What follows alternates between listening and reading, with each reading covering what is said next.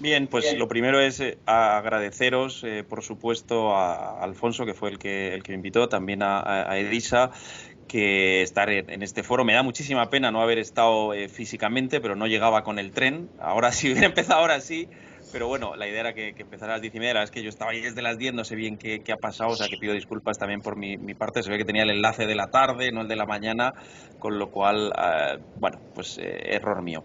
Os voy a compartir el PowerPoint que ya estoy viendo yo ahí que se ve sobre el que voy a apoyarme, ya que no me vais a ver, pues por lo menos que podáis estar viendo una pantalla donde además pongo como una de las series, la de Watchmen, que bueno, todavía recuerdo una ponencia espectacular que dio Alfonso sobre Watchmen, La Máscara en Sevilla, poco antes de que el mundo cambiara. Bien, la idea era yo hablar, como además hablaba el primero, iba a pretender ofrecer una síntesis global de los diversos elementos que entran en juego en esta idea de intermedialidad, sobre todo saga, remake, con lo cual el título, si veis, por eso habla de una serialidad perpetua, y luego centrarme en dos expresiones un poco más, creo que novedosas o menos estudiadas, que una la llama el palimpsesto, no es un nombre técnico ni mucho menos, y la otra, que sí que podemos hablar de ella con propiedad académica, es la antología. Bien, estos son un poco los temas que voy a tratar en esta media hora, espero no pasarme de tiempo. Y lo vamos a ir analizando poco a poco. El primero de ellos es que en este entorno que el Call for Papers ya establecía, donde cada vez parece que hay más sagas, más derivaciones diegéticas, donde todo es serial, donde hay series que acabaron y vuelven, donde hay personajes que jamás mueren, sino que se actualizan, parece que la noción de The End eh, ha dejado de existir. Y si no, que se lo pregunte, pues yo que sé, a West Side Story, por citar un ejemplo reciente al que Spielberg va a recuperar.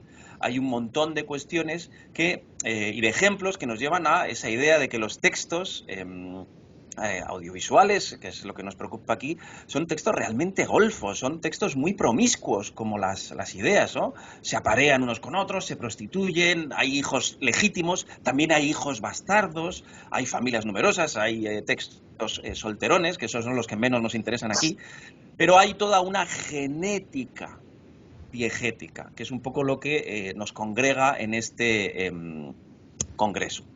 Ahí hay un término que a mí me gusta, a veces los términos no son en inglés como dicen catchy, pero creo que sirve, ¿no? Una investigadora que se llama Julia Grossman habla en inglés es elasticity, lo he traducido obviamente por elasticicidad, que es la idea de cuando un texto no tiene unos bordes rígidos, sino que al revés, es fácil que se expanda. Y hay muchos textos que, como veremos, tienen una elasticidad mayor que otros. Por ejemplo, por citar un personaje o varios personajes, ahí aparecen en la diapositiva, pues es una diapositiva sobre Sherlock Holmes, ahora veréis por qué, pero el que más adaptaciones ha tenido es una diapositiva de 2015, es Drácula, pero ya hay Hamlet, Tarzán, James Bond. ¿Qué es lo que pasa con un personaje tan elástico como Sherlock Holmes, ¿no? Recordar que la idea es que el The End ya no es lo que solía ser. De hecho, Sherlock Holmes, los que seáis amantes de Conan Doyle, sabéis que lo intentó matar ahí en las cataratas Reichenbach, en el problema final, y luego lo tuvo que resucitar. Eh, lo traigo a colación porque hay una adaptación, una de las últimas, en la BBC, que muchos de vosotros habréis visto, que es Sherlock. Y lo que hace es darle todo un barniz contemporáneo, incluso en algunos casos muy posmoderno, al personaje clásico. Pero fijaos cómo es de interesante toda esta especie de ecosistema perpetuo, esta serialidad perpetua que una adaptación rabiosamente contemporánea, no solo visual, sino también históricamente, de Sherlock, en su tercera temporada crea un especial que se llamaba La novia abominable, que lo que hace es, con una excusa de un sueño, regresar con sus dos personajes, con todos los personajes, al Londres victoriano en el que inicialmente estaban concebidas las historias de Conan Doyle. Con lo cual todos los trasvases, los juegos de ida y vuelta, ese sinfín perpetuo, en ocasiones lo que hace es volver incluso al origen. Ya no es solo que no haya The End, sino que en ocasiones las historias regresan conscientemente al origen. Y eso nos lleva a un elemento que creo que es interesante en el marco de todo este congreso, que es la idea de, más allá, ¿no?, de ese juego de espejos, de ese eterno retorno, de ese flujo constante que puede ser el ejemplo de Sherlock que acabo de poner, la idea de la originalidad, o si queremos llamarlo de otra forma, la unicidad de un texto. Es decir, estamos en un entorno donde hay una hemorragia de canales, de propuestas, donde tenemos acceso a un contenido ilimitado, o sea, vemos series y consumimos películas muy por encima de nuestras posibilidades, y ya cuando tengáis los 400 euros que os dará el gobierno, todavía más. Pero la idea de fondo es que ahora estamos en un entorno donde el carácter serial ya no lo define el autor, ni siquiera el texto, sino que en ocasiones el carácter serial viene marcado por el contexto. El contexto. Os pongo un ejemplo. Buffy, una de las series, digamos, referente en esa edad de oro, una de las precursoras de la edad de oro que citaba Alfonso en la presentación, inicialmente, mucha gente no lo sabe porque fue una película menor, era eso, ¿no? Lo que veis ahí a la derecha, o a la izquierda, yo no sé qué veis vosotros en vuestra pantalla, supongo que a la derecha, veis Buffy ahí con un chico detrás, asomando, y era una película que no tuvo, la verdad es que nada de éxito, que sí que estaba, en este caso, guionizada por el propio Joss Whedon, pero que, como estaba tan descontento con cómo se había llevado a la pantalla, hizo su obra magna, que son esas 7 temporadas de Buffy Cazavampiros. ¿Cuál es el texto? ¿Hay una relación serial, sí o no? Sobre todo cuando el propio autor, en este caso Joss Whedon de la serie, que es, digamos, el Buffy por antonomasia, reniega de esa primera iteración serial. Lo mismo pasa con la conclusión. Lo que veis ahí es un cómic, ahora que estamos hablando también de intermedialidad o de transmedialidad, que también salen algunas de las ponencias previstas. Hay una 8ª temporada que no se terminó en televisión, sino que la semilla temática se desarrolló en un cómic. Con lo cual, ¿cuáles son las fronteras ahí de la serialidad? ¿Dónde empieza? ¿Dónde acaba un texto serial?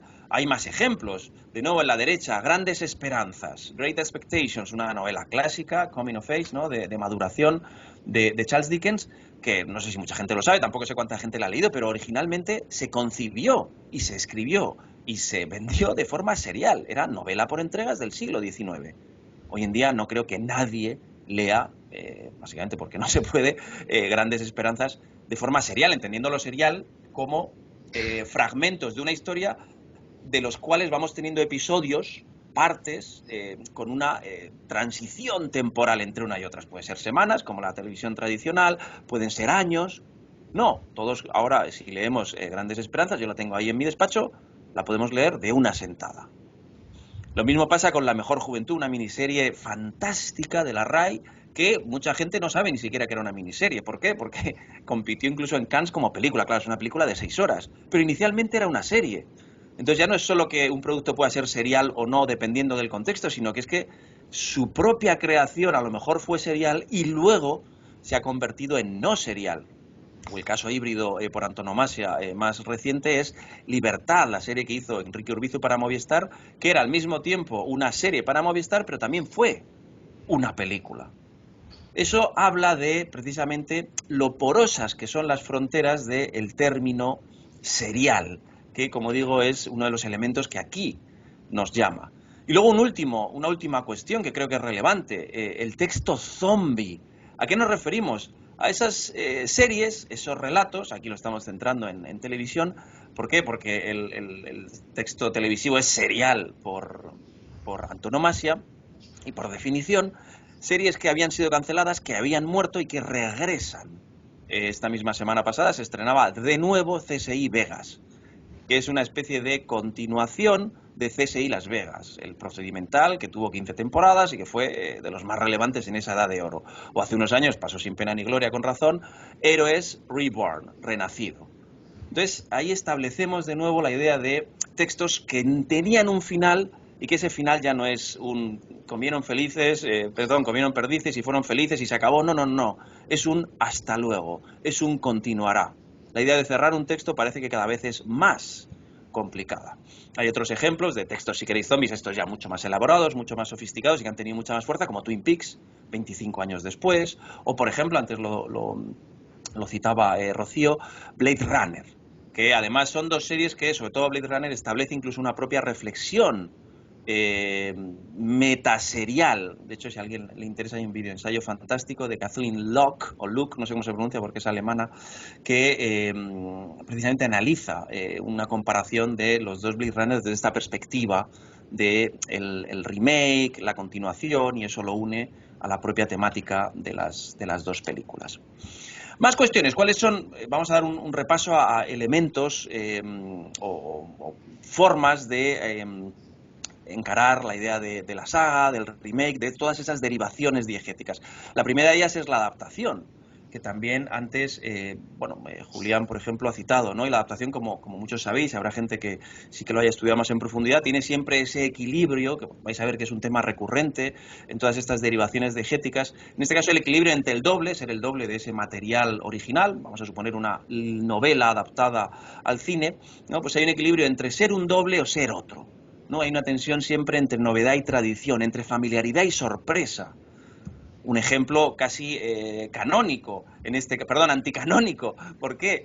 Porque, aparte de que todos lo conocéis, es un ejemplo curioso de cómo el texto original, las novelas de George R.R. Martin, fueron llevadas a la televisión y el texto adaptado, es decir, la serie televisiva, pasó por delante y encontró su independencia diegética en la televisión. De modo que ahora, si continúan las novelas de Martin, que no sé si lo harán, también el hombre tiene su edad, va a ser una historia, en principio, distinta, que va a seguir, ¿no? Incluso a partir de la cuarta o quinta temporada de la serie ya empieza a haber divergencias. Ahí está, también lo citaba, ¿no? Julián, la trampa de la fidelidad. A lo mejor la palabra trampa es un poco, pues eso, tramposa, habría que hablar de la controversia, pero digamos, en la forma, si queréis, más de andar por casa, de hablar de las adaptaciones, siempre está presente esa tensión. Pero es fiel a la obra original o no. Me da igual si es una adaptación de un medio, una novela, al cine, o si estamos ante una adaptación de un producto de un país a otro, que son los ejemplos que vamos a ver. Siempre está la idea, hay una tensión ahí constante del texto original. Pues yo que sé, a mí una de mis comedias favoritas es The Office, la británica. Y empecé a ver The Office estadounidense y vi, joder, que era, sobre todo la primera temporada, bastante similar. Y me desencanté, dije, va, pues esto no me aporta nada. ¿Qué pasa? Que cuando dejaba de ser fiel y encontraba su otredad, por llamarlo, aunque soy un poco pedante usando ese término, The Office, la versión estadounidense, encontró mucha más calidad, llegada al público, autonomía y sobre todo carisma. Fijaos, hay un ejemplo, ¿no? Que es Bron Broen, The Bridge, una serie que casi podemos entender como si fuera un formato, ahora veréis por qué lo digo, que nos cuenta un cadáver que se encuentra en el puente Øresund, que está entre Dinamarca y Suecia. Entonces, como el cadáver está justo por la mitad, se hace cargo un policía danés y una policía sueca. Esa misma idea luego tuvo un remake o una adaptación, perdón, a Francia y Gran Bretaña, The Channel. Tuvo también una versión estadounidense que se llamó The Bridge, en este caso entre México y Estados Unidos. Me acuerdo una vez que estuve en un congreso allí, que nos contaba el jefe de la televisión pública de allí, que habían tenido, estaban teniendo entonces 17 versiones. Pues porque había en cualquier sitio donde hubiera dos países más o menos enfrentados con idiosincrasias que variaran notablemente, ahí había potencialmente un buen The Bridge que hacer. Entonces, pues había uno entre Turquía y Chipre, había otro entre Corea del Norte y Corea del Sur, había uno, incluso era gracioso, ¿no? Porque había uno entre Rusia y Ucrania desde la parte rusa y otro desde la parte ucraniana. Entonces, en todos ellos siempre está esa idea de la fidelidad, de el original, la otredad, cómo nos adaptamos a lo local, ¿no? Un texto original en este caso, los ejemplos que estoy poniendo, ahora veréis cuál es el otro, en el que el texto original ostenta la misma categoría que un formato televisivo, ¿no? Pues, ¿quién quiere ser millonario? Es un formato y se va adaptando localmente. Eso es un poco algo que, en este caso, las adaptaciones transnacionales hacían. El ejemplo que veis en el otro lado es Betty Pool, que es una serie que conoceréis probablemente más como In Treatment o En Terapia, una serie en este caso de la HBO, uno de los cantos de cisne de esa edad dorada que citabais antes, y que además ahora ha tenido una especie de reboot con ciertos elementos de continuidad narrativa. ¿Qué es lo que me interesa remarcar de la adaptación? Las grandes posibilidades que tenía para adaptarse, en este caso, a mercados locales. Pues hubo una en Argentina, hubo otra en Brasil, hubo una, la del centro, que no sé bien, perdonadme de dónde es, pues parece, yo qué sé, Finlandia a lo mejor, hubo otra italiana. Se mantienen en todas el cogollo estético, estructural, incluso si queréis dramático, pero se buscó localizar ese producto. Ahí hay un elemento creo que interesante para todas estas derivaciones diegéticas. ¿Tendría sentido hacer eso en la era Netflix? Ahora que es todo mucho más global, pues yo veo con claridad hace 10 años que hubiera habido adaptación americana de La Casa de Papel o adaptación española y a cualquier país del mundo de el famoso El Juego del Calamar. Hoy en día probablemente ya eso no tenga sentido. ¿Esto por qué lo digo? Porque hay elementos industriales o institucionales que influyen en todo este ecosistema de las sagas, de las franquicias, de los remakes. No creo que nadie quisiera ver, bueno, no sé, a lo mejor dentro de 3 años me como mis palabras, pero un juego del calamar en España. Lo dudo. ¿Por qué? Por la propia dinámica que tienen, como vais a ver ahora, los remakes, las adaptaciones. ¿Cuál es una de las claves de la adaptación? Ese gap, el gap, ¿no? El intersticio como reto, como ejercicio lúdico. Ahora que la tecnología nos permite parar, volver a ver, remirar, remezclar una y otra vez, pues parte de la adaptación y del el gusto lúdico e intelectual de una adaptación está en ver cuáles son esos intersticios, esas distancias, ¿no? Pues aquí, de nuevo, en honor a Alfonso, algunos elementos de Watchmen que enlazan directamente, son si queréis los famosos easter eggs o alusiones, que puede ser pues Angela Ibar bebiendo de una taza de Night Owl o la sangre del comediante en el primer asesinado que hay en la serie. El remake, otra de las grandes avenidas de expansión diegética.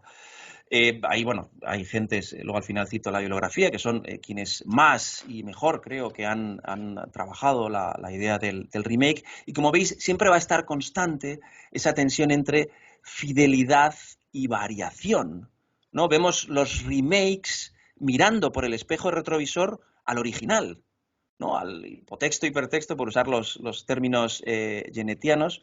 Y ahí es interesante, antes lo citaba Luis Eguizábal, no sé si era una pregunta o dónde, pero cómo hay remakes que... lo voy a decir de otra forma, el remake es hijo de su tiempo, permite actualizar temáticas, tonos, cuestiones ideológicas. Entonces ahora, si os dais cuenta, se ha puesto muy de moda también porque estamos en una época muy identitaria. Antes hablábamos eh, eh, este y yo de las Rivas y yo hablábamos de la cancelación y demás, pues fijaos, ¿no? Es un ejemplo, hay miles y seguro que vosotros tenéis otros, de Los Siete Magníficos y su remake, que básicamente es un remake mucho más diverso. Entonces, bueno, pues ¿cuál es el zeitgeist, por decirlo en pedante, de la época? Pues precisamente esa obsesión identitaria por cosas que en principio ni elegimos, ¿no? Como lo que tenemos entre las piernas, el color de la piel. Bien, eso se muestra precisamente en esa distancia que hay entre el original y el remake, porque como decía Leigh, esa es parte de la paradoja, ¿no? Queremos que sea como su modelo, pero que al mismo tiempo cambie cosas, porque si no uno va al original. Por tanto, el remake asume nuevos apetitos en las nuevas audiencias y a veces triunfa y otras veces no. Pues Ghostbusters, por ejemplo, hizo un remake, en este caso desde una perspectiva femenina, y no funcionó nada bien. Y habrá que ver qué tal funciona la especie de, no sé bien si es un reboot, una continuación, el nuevo Ghostbusters, Cazafantasmas, que van a hacer, pues creo que para dentro de unos meses. Insisto, esto no es nuevo de ahora. Yo siempre pongo en clase el ejemplo de Perdición, una de mis películas favoritas de cine negro, y cómo tuvo una especie de remake, no oficial, pero vamos, la idea es la misma, con Fuego en el cuerpo.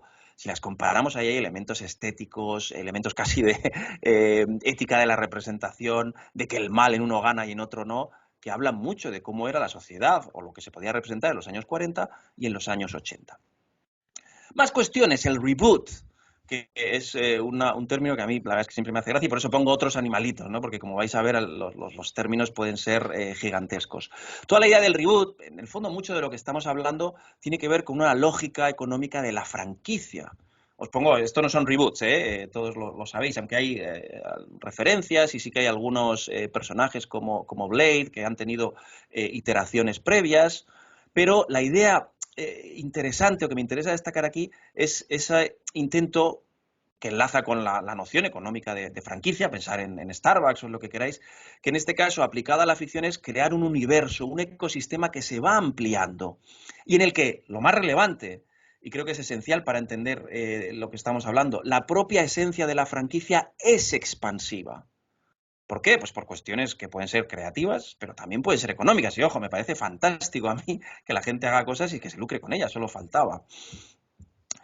Pero en el caso del reboot, dentro de toda esa lógica de la franquicia, hay que entenderlo, como dice Herbert, creo, en la introducción del libro Film Reboots, como un caso de intertextualidad industrial. Es decir, la referencia en el reboot es explícita a un texto.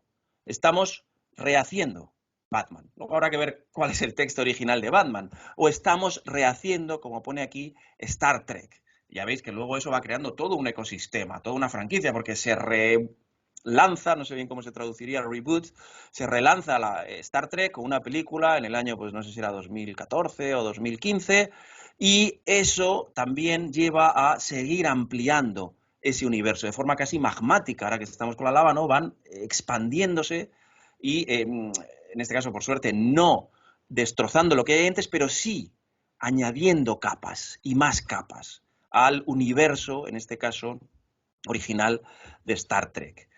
Hay una idea muy interesante que a mí me gusta de Julia Grossman que dice, ¿no? En este caso hablando de Fargo, que es como si fuera el mito de Sísifo. Yo añado un mito de Sísifo centrifugado por Genet. ¿Por qué? Porque es una y otra vez el reboot, y pensar si queréis, ¿no? Aquí tengo el gran ejemplo, uno de los ejemplos de reboot más famoso, porque tanto el original como el reboot fueron realmente, bueno, luego hay incluso iteraciones nuevas, pero el de Barton y el de Nolan lo que hacían era, por eso, ¿no? Como el mito de Sísifo, que subías una piedra, terminabas el trabajo y luego tenías que volver a empezar. Pues eso es un poco la lógica del reboot, en este caso aplicada a la idea de intertextualidad. Vuelve a caer la piedra y entonces empiezas, ¿no? Haces una tabla rasa desde un punto un poco diferente y vuelves a contar esa historia. Eso los que seáis amantes del cómic, estoy seguro que conocéis, porque es probablemente donde más habitual ha sido hacer estos relanzamientos, ¿no? Puede terminar una historia, pero que siempre vuelve al punto de partida. Y en el punto de partida, Superman siempre va a ser un tío, a lo mejor hay excepciones, pero vamos, en general, hasta donde yo sé, Superman siempre va a ser un tipo que viene de un planeta, que es hijo de Jor-El, o como se llame, que tiene fuerza sobrehumana y que la kriptonita le hace hacerse caquitas. Esa es la vuelta al origen y lo que se cambia es todo el viaje posterior. Otros animalitos, reimaginación, spin-off, reboots, re-secuelas, que no son como reboots, pero al mismo tiempo secuelas, continuación. Bueno, ahí intentaré ir un poco más rápido. La secuela, y de nuevo volvemos por enésima vez a hablar de esa tensión entre repetición y originalidad. ¿Por qué digo esto? Porque al final incluso una precuela, es decir, algo que se hace posteriormente desde el punto de vista industrial a la película original, pero que narra sucesos diegéticamente previos, también actúa como secuela, en el sentido de que es necesario que el espectador tenga en mente los hechos del original, aunque sea implícitamente, los va reinsertando. Y sobre todo creo que es algo relevante la idea de continuidad retroactiva. Si vemos una precuela, ahora mismo muchos de vosotros habéis visto Breaking Bad y Better Call Saul, constantemente cuando estamos, hay gente que no la habrá visto Breaking Bad, pero los que han visto las dos tienen siempre, ¿no? Esa idea de con el espejo retrovisor ver cómo el universo original de Breaking Bad engaja. Por tanto, incluso la precuela tiene algo de secuela. ¿Por qué? Porque es un texto posterior. Aquí, bueno, esto Leire, que además os hablará mañana, que tiene una tesis estupenda sobre Hannibal, pues todo el Hannibal verso que se llama, ¿no? Que tiene varias iteraciones y en este caso un pre-boot, ¿no? Una precuela que lo que hace es relanzar todo el referente. Me centro ahora, aunque sea brevemente, en las dos cuestiones, vamos a decir, más novedosas, que tampoco es que sea el dorado lo que voy a descubrir aquí, pero sí que son dos expresiones textuales que creo que han ganado fuerza recientemente. La primera es la que he catalogado de momento como palimpsesto, ¿no? Recogiendo, esto es de la RAE o de Wikipedia, un manuscrito que conserva huellas de otra escritura anterior en la misma superficie, pero que ha sido borrada para dar lugar a la que ahora existe. Esto llevado al ejemplo, por poner una de las grandes, ¿no? películas del año pasado, por una de las que más ruido hizo, es La Liga de la Justicia. una película que fue estrenada en el 2017 y que tuvo el montaje de Zack Snyder, Snyder Cut lo llamaban, años después. ¿Por qué es interesante dentro de este contexto de serialidad perpetua? Porque es una obra que establece un diálogo consigo misma. Y eso es interesante, eso es novedoso, no sé hasta qué punto eso podía hacerse en los años 40. Ahora veréis que hay ejemplos, ¿no?, de montajes del director, incluso antes se han citado con respecto a Blade Runner. Pero ahora la tecnología y los medios de distribución van a facilitar mucho más eso. Por tanto, no sé, antes que citabais Blade Runner, cuando hablamos de Blade Runner, ¿de qué versión hablamos? Hay que especificar. ¿Por qué? Porque son diferentes versiones. Hay 5 que en verdad pueden ser 7 si cuentas no sé qué de San Diego, pero realmente son 3. La original del 82 con la voz en off, la del 92 y luego el Final Cut. ¿Cuál hemos visto? ¿A cuál nos referimos? ¿Cuál es la definitiva? Aún peor. Eh, ¿Cuánta gente de los que están aquí, que he visto que son gente joven, ha visto realmente la Guerra de las Galaxias? La original ni siquiera, bueno, yo a lo mejor la vi de pequeño, pero no me acuerdo. Yo empecé a ver la Guerra de las Galaxias con conciencia de lo que era, pues ya después de que en el 97 se hiciera un remontaje. Y había una cosa muy importante ahí, que es la presentación de Han Solo. Han Solo inicialmente era un tipo que disparaba porque sí, y no, si veis ahora cualquiera de las versiones legalmente establecidas, Han Solo responde en defensa propia. Lo mismo pasa con la obra magna de Sergio Leone, Once Upon a Time in America. ¿Cuánta gente ha visto la versión de 4 horas y media? Entonces, son ejemplos, los hay muchísimos más, que creo que la tecnología, la industria, va a seguir alimentando, precisamente por cuestiones que tienen que ver con el poco coste, con la facilidad de distribución. Claro, es que ya no tengo que llegar a todos los cines con las copias, con lo cual es más fácil jugar con versiones. Y hay un elemento, creo que interesante, que una serie muy reciente como What If, que no sé si la habéis estado viendo en Disney, yo la veía con mis hijos, creo que abre avenidas interesantes que tienen que ver, ¿no? Si aquí hablábamos de cuál es el original, cuál es la Guerra de las Galaxias canónica. Bueno, según los expertos, pues la última que haya dicho el creador, pero no es tan simple. Entonces, What If abre una avenida, si queréis, el palimpsesto como metáfora nos sirve, al estirarla, son textos que hacen variaciones de sí mismos. Entonces, textos que juegan con el mismo caudal narrativo. Y luego el otro ejemplo, también lo he citado porque Crisis on Infinite Earths, no sé bien cómo se llamó en español, yo no soy un gran lector de cómics, pero sí que sé que hubo un momento donde era tal el cacao, ¿no?, la enredadera que había de universos alternativos, que decidieron desde los cómics decir, vale, vamos a poner esto, el contador a cero, ¿no? Hicieron una especie de reset. Bueno, pues hay un grupo de series que en este caso tienen que ver con el universo de DC, que como veis lo que está haciendo es crecer orgánicamente, ¿no? Esa enredadera, se van creando episodios crossover cada año. De modo que, y esto me va a dar paso al último elemento, la serialidad ahora también puede ser horizontal, no solo acumulativa, sino esa especie de serialidad intertextual, donde personajes de una serie entran en diálogo serial, porque esto se ha hecho cada año, porque hay diferentes episodios donde hay esos crossover, con otras series. Por eso hablo de una serialidad horizontal. La última variante que me gustaría citar, ¿no?, como novedad, ¿no?, en esta idea de serialidad perpetua, la antología. ¿A qué nos referimos con la antología? Hay una definición de los hermanos Duplass, que han creado una antología simpática, creo que interesante, en HBO, que se llama Room 104, Habitación 104, pero bueno, la idea de antología, para que os hagáis una idea, es Black Mirror, que es probablemente la que haya hecho que el formato vuelva con tanta fuerza. Lo comparan con Tinder. Yo no tengo Tinder, soy un papá feliz y aburridamente casado, pero bueno, hasta donde dicen Tinder, pues bueno, es un sitio donde puedes tener un encuentro de una noche y luego ya, pues ya está. La idea de la antología viene a ser algo parecido, no necesita esa fidelidad que sí reclama, por ejemplo, Breaking Bad o Juego de Tronos. ¿Por qué? Porque la idea de la antología, insisto, mensaje del Black Mirror, es que cada episodio es totalmente independiente del siguiente, desde el punto de vista narrativo. Hay un reset, ¿no?, se le da el botón de apagado y encendido, entonces ya es una nueva historia, unos nuevos personajes, un nuevo escenario. Bueno, hay variaciones, ¿no?, porque hay escenarios que sí se repiten, como en Habitación 104, o hay temáticas que si se repiten, pues yo qué sé, pues Electric Dreams de Amazon, pues son todas basadas en Philip K. Dick. De Twilight Zone, pues todo el tema de la paranoia, la parábola política. Love, Death and Robots, que es una serie creo que muy interesante, pues es todo animación y que tiene que ver con el mundo de la ciencia ficción. Into the Dark, por ejemplo, una de Hulu, que aquí creo que se puede ver en HBO, pues es cada mes hay un documental que tiene que ser de terror y unido a un día. Es, digamos, célebre, pues el Día de los Inocentes, Navidad, Año Nuevo. Room 104, en fin, las opciones son múltiples.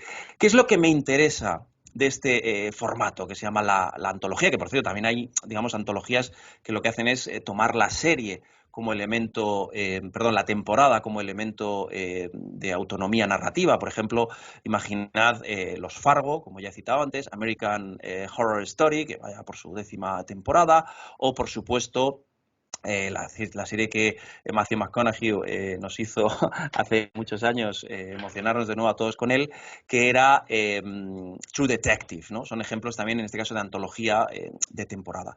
Pero, ¿qué es lo interesante aquí? Que la noción de serie no viene tanto de la acumulación narrativa, que es la tradicional, sino, y ahí por eso pongo, ¿no?, estas diferentes versiones sobre lo mismo del cuadro de Andy Warhol, sino que nos viene de un patrón estético. Si queréis, la palabra estética la entendemos aquí en un sentido muy amplio, ¿no? La forma, o sea, el patrón estético puede ser un mismo escenario, o puede ser una estructura narrativa, o un tono, tonalidad, atmósfera, o unas preocupaciones temáticas. Pero siempre hay una especie de normas que tiene que los creadores adecuarse en cada nuevo capítulo, sabiendo que personajes, escenarios, actores son nuevos, que la historia recomienza. Entonces ahí, bueno, no es algo ni mucho menos nuevo de ahora. De hecho, algunas de los elementos televisivos más relevantes de la historia de la televisión, estoy pensando en The Twilight Zone, La Dimensión Desconocida, eran eso, ejemplos de antología. Pero por toda la lógica comercial y de producción, aquello cayó en desuso. ¿Qué es lo que pasa? Y aquí llegamos a la conclusión, ¿no? Estoy poniendo dos ejemplos, uno de ellos Solos y otro Modern Love, que han tenido cierto éxito, ambas en Amazon. ¿Qué es lo relevante? Que la serialidad siempre se está reinventando. Hemos visto ejemplos clásicos de adaptación hasta esas cosas más nuevas que hemos llamado el palincesto o cómo funciona la serialidad en la antología. Esas expresiones actualizadas creo que vienen impulsadas por un nuevo escenario. Ese nuevo escenario, ¿en qué se concreta? Pues por un lado, en una industria, y también incluís los modos de distribución, que nos va a permitir crear nuevas producciones a un coste menor o hacerlas rentables. ¿Por qué de repente las antologías han vuelto? Oiga, si es solo un capítulo que además necesitas crear un nuevo escenario, necesitas crear nuevos actores, pues precisamente porque estamos en un mundo globalizado donde, oye, si haces una antología simplemente para Italia, a lo mejor no te sale rentable, pero si es para todo el público global con Netflix, entonces sí. Y de hecho no es casualidad que la mayoría de antologías sean eso, en servicios globales de streaming. Amazon, Netflix, en menor medida Hulu. También está, por supuesto, el texto. Son textos abiertos a nuevas interpretaciones. En un momento en el que hay tantísimas, ¿no? Incluso hay un término que se llama, ¿no?, el too much choice effect. Hay tanto para elegir, necesitamos textos, o podemos necesitar textos con los que nos sintamos familiarizados. Y hay textos abiertos a muchas interpretaciones nuevas, a seguir estirándolos. Ya hemos visto toda la franquicia de Star Wars. ¿Por qué va creciendo? Porque sabemos que es un valor seguro desde el punto de vista de la industria, porque sabemos que el espectador ya entra en ellos y está testado. Por eso, el tercer elemento que habla del nuevo escenario es una recepción donde el espectador necesita cierta novedad, pero dentro de la familiaridad. Y por eso tienen ahora tanto éxito las sagas, por eso elementos como un palimpsesto que sea la Liga de la Justicia funciona. Porque el público fan de los personajes de DC está hambriento por nuevas opciones, por nuevas posibilidades, por un what if, en este caso en el ámbito de DC Comics. Lo mismo pasa con las antologías. Es más fácil ver el siguiente episodio de Black Mirror porque sabemos que no nos compromete tanto. Bueno, son 40 minutos o 50. Si no me gusta, pues ya habrá otro. Mientras que si empiezo ahora a ver The Shield, esa serie que tanto le gusta a Alberto, joder, es que son 7 temporadas. O Breaking Bad, 6 temporadas. Mi tiempo es limitado. Sin embargo, si voy al universo DC que ya conozco, es más fácil que entre. Por tanto, lo último, al hablar del palincesto y de la otra novedad que venía a enunciar, que es la de la antología. Uno es la idea de autoserialidad, el palimpsesto, ¿no? Como esa serialidad sobre el propio texto, que el propio texto establece sobre sí mismo, y luego esa otra idea de no entender siempre la acumulación narrativa o la expansión narrativa en esos ecosistemas que hemos ido viendo gigantescos de El Señor de los Anillos o de Matrix cuando llegue o de Star Wars, sino también entender una serialidad horizontal por medio de esos crossovers o sobre todo como hace la antología. Podemos encontrar continuidad, en este caso con historias que son independientes unas de otras en cuanto a la trama, pero tienen otro tipo de dependencia que también es una dependencia serial. Y con esto me he pasado 5 minutos, me va a perdonar mi querido moderador, pero aquí está todo. Os paso, si queréis, lo que he puesto, os lo voy a... lo he subido, a ver si encuentro dónde estamos, y lo pongo por si alguien quiere en el chat el enlace del PowerPoint que he usado. Gracias.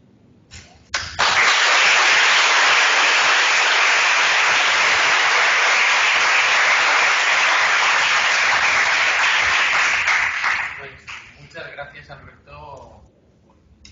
Espléndido diagnóstico de cómo está ahora. Bien, sí, acabamos de ver el enlace, lo pondremos a disposición de todos. Espléndido diagnóstico de por dónde van los tiros ahora de las estructuras de la serialidad. Bueno, pues yo creo que sí podríamos hacer algunas preguntas. No sé si aquí del auditorio que tenemos. Bueno, no podemos girar la cámara para que veáis el público, porque la cámara la tenemos instalada justo ahí enfrente, está en una especie de atril extraño y no se puede girar. Pero bueno, sí tenemos aquí bastante gente. Si alguien quiere preguntar algo, sí tenemos 2 preguntas. Bueno, por alusión, hola Alberto, que no sé si no me ve la cara, pero soy Leire, que no he mencionado antes. Simplemente quería hacer una reflexión así con la introducción que tú decías al principio de cómo la serialidad, al principio, las novelas seriales se vendían y tenían su éxito, y cómo eso se ha trasladado también a, no sé si me escucha bien, se ha trasladado también al audiovisual, cómo la serialidad ha ido ganando terreno en los últimos años. Pero sí que creo, es una reflexión mía y me gustaría saber tu opinión, si ahora con por ejemplo, plataformas como Netflix ya han sacado los capítulos de manera continuada y de alguna manera se promueve ese maratoneo, el binge-watching que se habla hablando, si crees que el concepto de serialidad se está perdiendo un poco. Es decir, se están convirtiendo las series en películas largas que vemos quizá en un día, en una sentada o en 2, pero esa idea de tener que esperar para el siguiente capítulo creo que se está perdiendo un poco. Y no sé si por ahí también deriva la idea de hacer más antologías, hacer más miniseries, es decir, un poco lo que comentabas, ¿no? De cómo se reinventa también el concepto audiovisual. Y luego simplemente una cosa que hablabas de que el juego de la Casa de Papel, que probablemente no sería una adaptación de ella, pues hay una anunciada para el 2022 por Elena, que además uno de los protagonistas, que también conectando, el juego del calamar, ¿no? Es el protagonista que hace precisamente de Berlín. Ah. Vale, pues entonces gracias, Leire. La verdad es que, joder, ¿ves? Me trago mis palabras. Yo pensaba que no, bueno, pongámoslo de otra forma, habrá que ver el éxito que tiene, dejémoslo así. Nos convocamos dentro de 2 años a ver si la gente prefiere, una vez que ha conocido el original de forma tan global, prefiere algo más local o más, no sé exactamente, no estamos hablando de cosas minoritarias, por eso he puesto esos 2 ejemplos, no son series que se han visto mucho. Pero bueno, gracias por el apunte. Creo que está muy bien lo que has dicho, ¿no? La serialidad, sí que es verdad que las formas de consumirla, y has puesto el ejemplo de Netflix, han variado hasta cierto punto pues esa definición tradicional de serialidad, que es un relato partido en fragmentos y de los cuales se va dilatando la emisión o la compra del siguiente capítulo. Pero si te fijas, porque es un tema también recurrente, ¿no? Si te fijas, incluso Netflix, a pesar de poner toda la temporada al tiempo para que todo el mundo la vea a su ritmo, sigue teniendo episodios. Sigue habiendo cliffhangers en la mayoría. Yo, vamos, estaba viendo el Juego del Calamar y había episodios donde, no, es que tengo que ver qué pasa. ¿Estos tíos se caen o no se caen con el sogatira? O la sogatira, o no sé cómo se dice allí. Es decir, y a un otro elemento todavía más interesante. Amazon ha puesto muchos de sus originales semanalmente. Algunos de los nuevos actores, plataformas en este caso, que están apostando fuerte por la ficción, como es Apple, Apple está haciendo el visionado semanal. Con lo cual, sí que es cierto que hubo un momento donde Netflix parecía que iba a ramblar con la noción de consumo, que no de producción, insisto, porque sigue haciendo temporadas y sigue haciendo episodios donde la unidad narrativa es el episodio. Es decir, Netflix no hace películas de 9 horas. No te pone 9 horas y te dice, mira, vela cuando quieras. Te pone 9 episodios y te lo facilita mucho con el que no hay que sacar ni las manos de la manta pues para el siguiente episodio. De acuerdo. Pero no podemos decir que eso haya ganado la partida por completo. De acuerdo, igual que el binge watching existe, ¿no? Lo que llamamos aquí el maratoneo en España, pero no por eso ha dejado de tener sentido estético, narrativo, incluso dramático, la noción de temporada. Sí que creo, precisamente, y no sé si es tanto por lo que dices, ¿no? de la posibilidad de verlo todo seguido, pero sí que creo que ahora la oferta es tan gigantesca que también es más fácil, y de hecho nosotros estamos a punto de publicar un artículo en New Review of Film and Television sobre la antología, y uno de los elementos que decimos es que el, digamos, ecosistema industrial y de distribución en el que estamos facilita que ahora haya series más cortas y miniseries. No es casualidad que en los últimos años la miniserie haya tenido tanto éxito. ¿Por qué? Pues porque por un lado es más fácil atraer talento. Dices, Morgan Freeman, vente a hacer una serie. 6 temporadas, no. Oye, es solo un capítulo de Solos en Amazon. Vale, perfecto. Matthew McConaughey, ya sé que estás un poco de capa caída, pero vente a hacer 7 temporadas. No. Es solo una temporada y vuelvo al cine. Perfecto. De hecho, ya solo quedan pues los grandes, ¿no? Los Brad Pitt, los Leonardo DiCaprio por venirse a la televisión. Por lo mismo pasa con directores, con guionistas. Entonces, bueno, creo que ahí está el entorno de la antología y sí que creo que se están redefiniendo cosas, pero me da la impresión de que todavía la serialidad de acumulación narrativa sigue siendo la predominante, aunque sean series más cortas, no reclaman esa fidelidad porque la oferta es mayor, y sí que creo que la antología tiene que ver con cómo está esa estructura que citabas. Muy bien, muchas gracias. Creo que teníamos otra pregunta. A ver, pero es un poco sobre el tema de si cree que es un problema o algo bueno en que se usen los reboots, secuelas y tal, porque muchas veces se crean. Hay verdad que, por ejemplo, los primeros capítulos o inicios de películas suelen ser como en base a sus orígenes, porque se les han basado en otra historia, pero como que también como en series muchas veces se acaba buscando esa historia personal, esa distinto de la película en la que se basa en ese personaje común.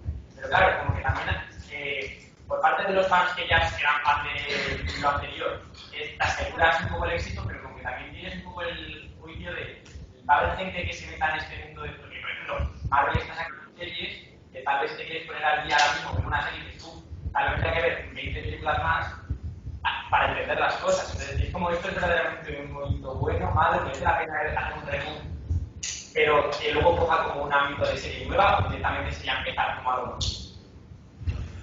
Yo ahí no soy un experto ni mucho menos, ¿no?, en los universos Marvel, pero me da la sensación como un consumidor ocasional. O sea, yo he visto WandaVision sin haber visto la última de Marvel y la entendí perfectamente. Es más, la disfruté, es más, me encantó.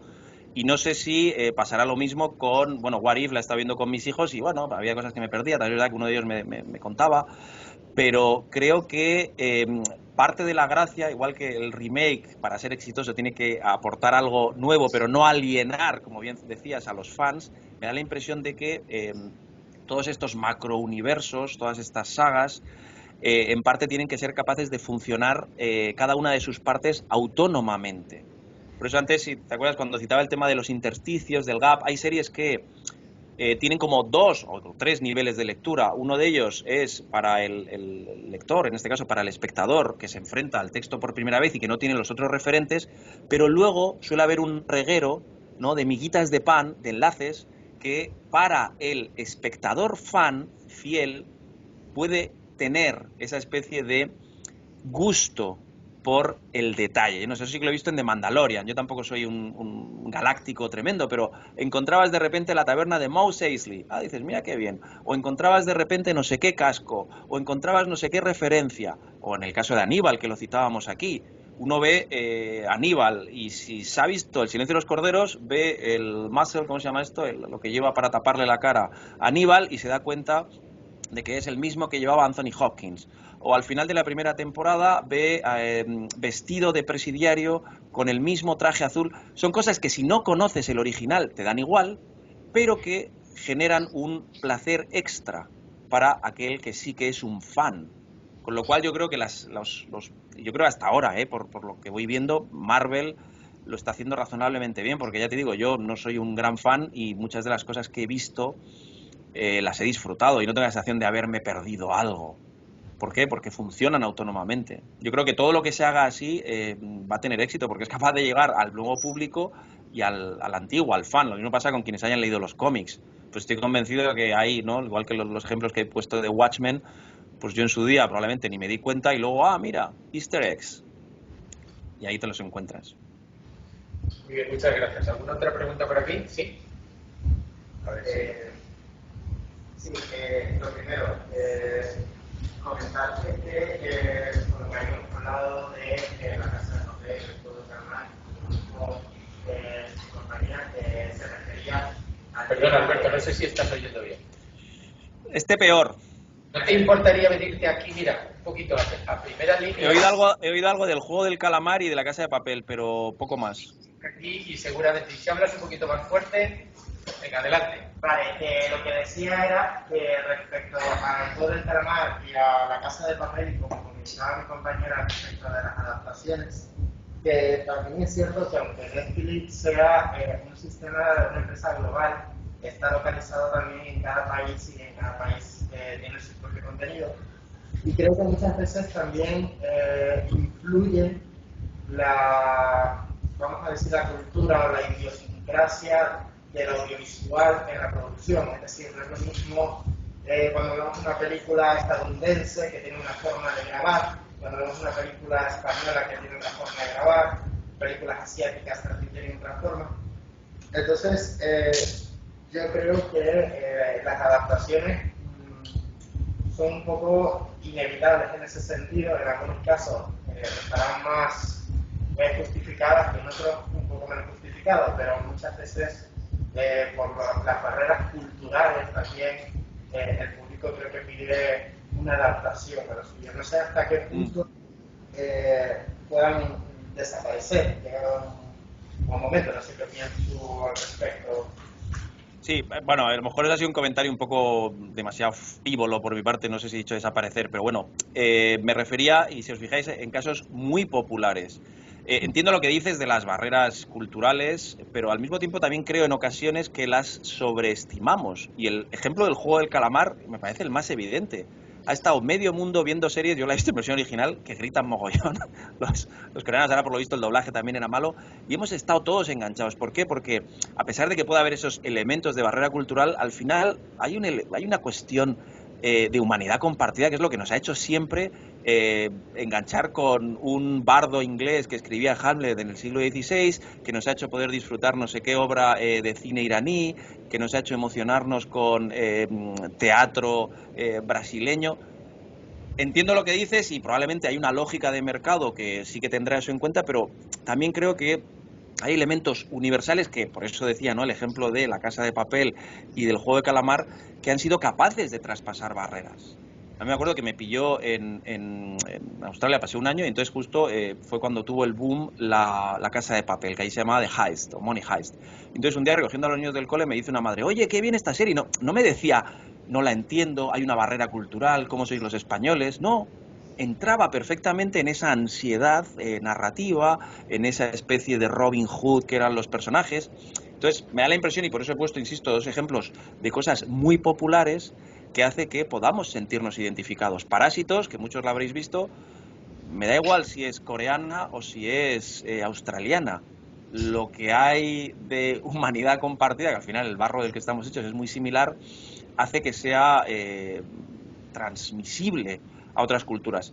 Ahora ya lo que dices efectivamente de adaptar en concreto a determinados mercados porque creen que va a funcionar mejor, pues bueno, ya habéis visto que yo decía lo de La Casa de Papel y rápidamente no tenía razón, con lo cual entiendo que es un tema mucho más complejo y del que no tengo más idea. Sí, supongo que también depende del objetivo con el que se haga la serie. Si se hace con un objetivo de hacerla a nivel mundial o si la haces para, por ejemplo, España y resulta que nadie viene a gusta a todo el mundo. Quería preguntar también rápidamente qué es lo que opinas sobre hacer un reboot de una serie en el que ya se sabe de antemano en producción que va a tener un presupuesto menor al que tenía la serie original.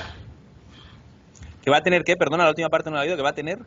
Un presupuesto menor al que tuvo la serie original o la película original. Si puede Pues tener... eso la verdad es que no sabría decirte, porque también es verdad que ahora se han abaratado tanto costes, o a lo mejor el reboot lo que pretende es darle un tono muy diferente. La verdad es que eso no sabría decirte, si el presupuesto en sí influye muchísimo en el talento de lo que se va a hacer o no, pues porque entran tantos elementos en juego que yo sería incapaz de, por norma, decir, va, tiene menos presupuesto, va a ser peor.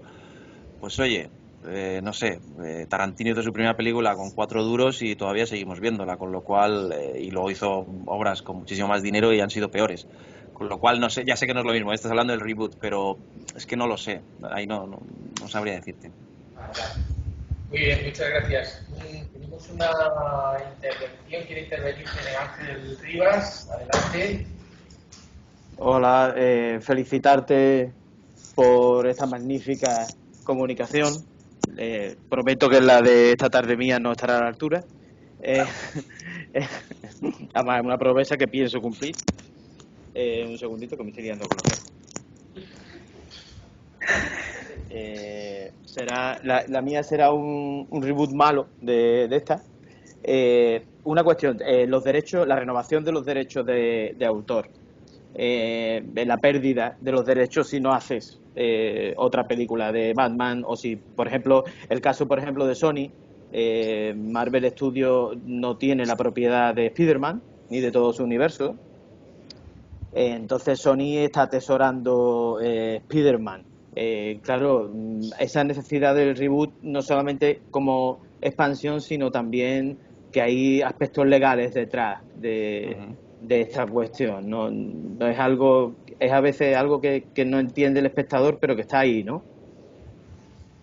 Sí, eso, vamos, hay un libro que edité, me acuerdo, que hablaba de 3 personajes, ¿no? Era Batman, era Sherlock Holmes y el otro no me acuerdo quién era, y que una de las partes que influía mucho y que efectivamente muchas veces no sabemos y no tenemos por qué saberlo, por no es el gran público, es cómo los derechos de copyright o la liberación de los derechos de copyright pueden influir, en este caso, en la adaptación más libre o menos libre de otros personajes, o cuestiones como las que dices. Por eso cuando al final hablaba, ¿no?, de elementos tanto industriales, pues si queréis dentro de la parte industrial también hay elementos legales que entran en juego.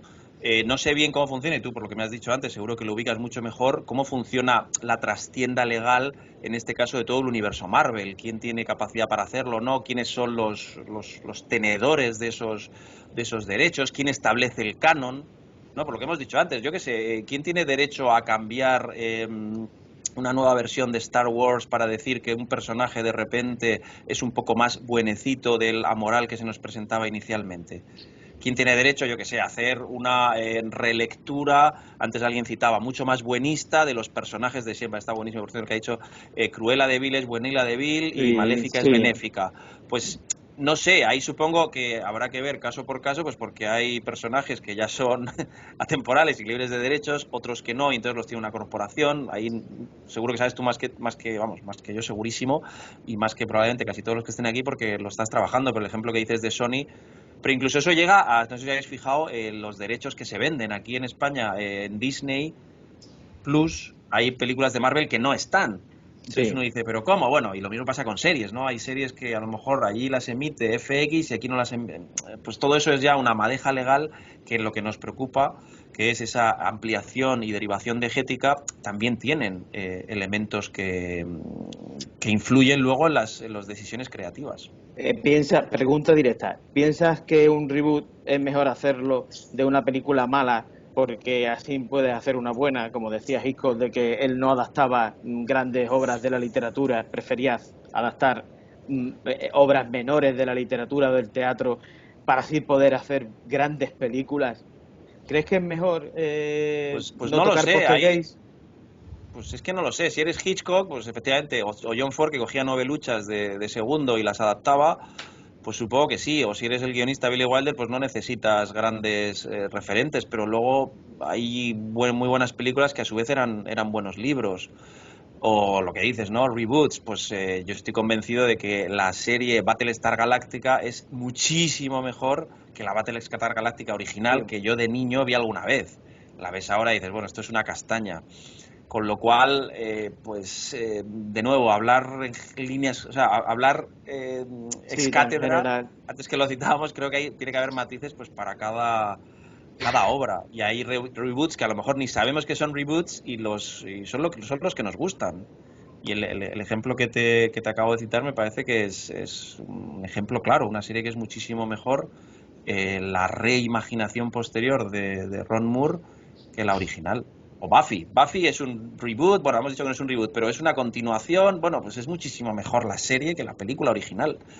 Con lo cual el mito de la originalidad o incluso de los presupuestos, pues no lo sé. Watchmen tuvo una adaptación fílmica que no funcionó y luego hicieron una especie de reimaginación secuela que a mí me parece una maravilla. Y tenía mucho presupuesto, la adaptación en este caso que hizo Zack Snyder, precisamente. Sí. Lo cual yo creo que es caso a caso porque en general, como norma, me parece que sería muy osado proponer el caso, por ejemplo, del Resplandor, la adaptación fiel o la adaptación no fiel para conseguir una gran película como El Resplandor. Bueno, pero fíjate, una gran película que el autor de la novela detesta. Sí. Por eso no digo pasa nada, No pasa nada, No pasa nada. Se puede seguir leyendo su novela. Sí, no, y la novela está muy bien. Tampoco yo veo tantísimas diferencias, pero es un ejemplo de nuevo de una divergencia creativa que también eso en la adaptación, ¿no? Por eso decía, ¿no? La trampa de la fidelidad es que son lenguajes diferentes. Pues con el reboot, es que es muy difícil decir, con el reboot lo mismo. En ocasiones a lo mejor son tiempos diferentes. Pues yo qué sé, ¿por qué ha fracasado el reboot de Cazafantasmas? Pues chicos, pues porque era tan icónico el anterior que uno no termina de ver, ¿no? Eso que decíamos, ¿no? En este caso un remake, ¿no? La paradoja del remake en este caso estaba demasiado escorada hacia la novedad. Y uno dice, oye, me han robado mi película, no voy a verla, o no me interesa, o este zeitgeist que hemos dicho ideológico, pues me parece que se ha pasado. Ya está. Entonces, pues hay tantas cuestiones y el éxito, sobre todo, si fuera fácil de analizar, todo el mundo tendría la fórmula y no se tiene. Muchas gracias. Gracias, Miguel Ángel.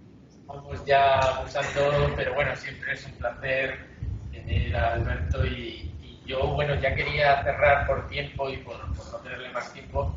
Quería hacerte una pequeña alusión a lo que se ha ido comentando sobre el tema de las adaptaciones nacionales y que ya ha salido, hemos hablado de La Casa de Papel, y tú aludías efectivamente a que, bueno, hay una universalización, tú puedes seguir pues una serie coreana, puedes ver una película como Parásitos y eso siempre es bueno, pero ¿cómo crees tú que está ese equilibrio entre lo nacional y lo universal?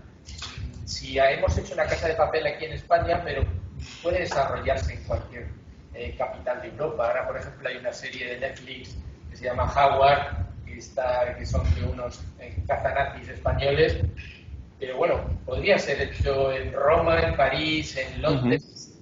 Es decir, el impulso globalizador de las plataformas a que integre producciones internacionales, pero en pos de un lenguaje internacional, va a matar la herencia, por ejemplo, de las cinematografías, de las televisiones nacionales, el sentido que tenía hace 40 años lo que se llamaban las grandes televisiones europeas, la RAI, la BBC, la televisión española, francesa, con sus producciones de identidad nacional. Se están imponiendo unas narrativas que en pos de esa internacionalización, o eso es bueno, eso es menos bueno, malo. ¿Por dónde nos llevan? ¿Nos llevan a una era global pura? No. Un poquito, ya para cerrar. No, sí, eso me parece un tema interesantísimo, de verdad, porque pones en juego muchos elementos que además a mí me preocupan, ¿no? Al final, supongo, digo, aquí muchos de los que estamos hemos visto en esa edad dorada series como Los Soprano, como Breaking Bad, y no las hemos sentido ajenas. Lo mismo hemos dicho de Parásitos. Pero tienes razón que también hay toda una tradición cultural, que puede ser nacional, pero también puede ser, yo qué sé, de edad, o puede ser de sexo. Es decir, tenemos, gracias a Dios, por lo menos así lo veo yo, múltiples identidades, y eso es lo que nos da riqueza. Entonces, eso que planteas me parece muy interesante, porque básicamente no tengo una respuesta clara. Yo tengo la idea como espectador de que si una cosa no tiene alma, ¿no? Que entiendo que es esa parte que has dicho de internacionalización, si algo no tiene alma, por muy internacional que sea o aspire a ser, pues al final uno dice, esto es blando, esto no tiene autenticidad.